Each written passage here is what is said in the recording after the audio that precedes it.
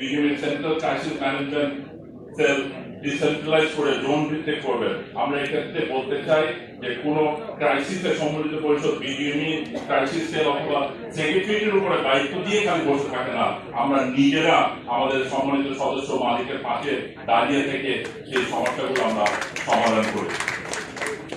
আমরা কিছু অর্জনের কথা আমি একটু বলতে চাই যে আপনারা জানেন যে এখানে তাদের আমি একটা কাগজ দেখলাম যে তারা অর্জনের এক পেজও তাদের অর্জনটা আসেনি। আমাদের অর্জন বলতে আসলে আমাদের কিছু আগে বলা হয়েছে, এবং একটা অর্জন ওনারা বলেছেন যে তারা 1 স্টেজ থেকে 3 স্টেজ থেকে 1 স্টেজ জিএসটি ব্যবস্থা করেছে। এই মিথ্যাটা লেখার তো কোনো দরকার ছিল না।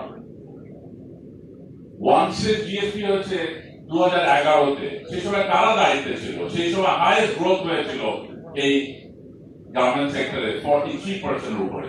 সেটা কিন্তু এইটা লেখার কোনো প্রয়োজনই ছিল না যে দায়িত্ব।